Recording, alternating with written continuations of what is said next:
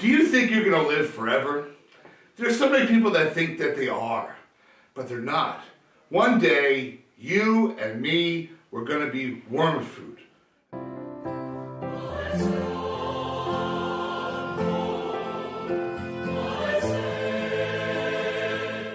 This week in the gospel, Jesus starts off telling us about two events that happened in his time that were tragic, that involved the loss of life of many people. But locals were interpreting the events and the tragedy of the events as God punishing them. And Jesus says, no. But if you don't repent, if you don't change your ways, change your behaviors, change your choices, you're going to die just like them. You're going to die, period. And it's going to be tragic because death in the spiritual world is worse than death in the physical world. That's the point that Jesus is trying to make. And then he tells a parable about a landowner who sees that one of his fig trees is not producing any fruit, no figs.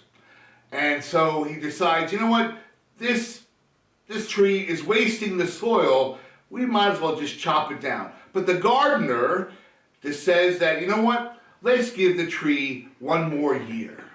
And then if there's no figs produced, then we'll chop it down. So the fig tree has gotten a reprieve by the gardener for 1 year. And then they're going to have to revisit it.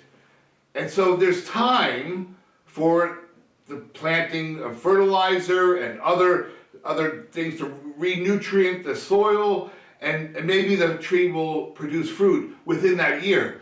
But as the deal goes, if there's no fruit, they're going to chop it down. And the point of that little parable is, for us, like, if we're not producing any fruit in our lives, you know, we're just going to have it chopped down. We're going to be chopped down ourselves.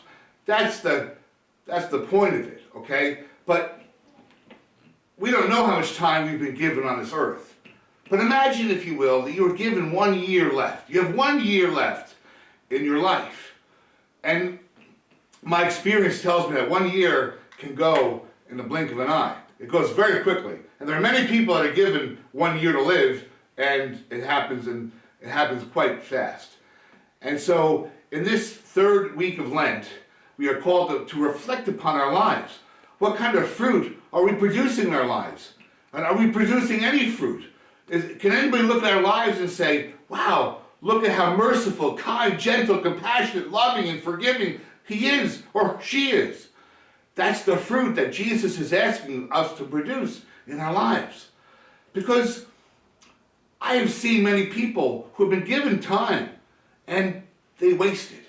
I've seen people have their lives cut down so young, or even if it's 70 years, but they didn't do anything with that time. And so basically, as Jesus says, that time is wasted. So one day, our time is going to run out.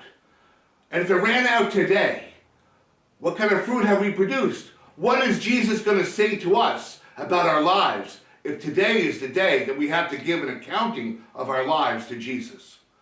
That's the reflection for this week of Lent. Good luck, and God bless.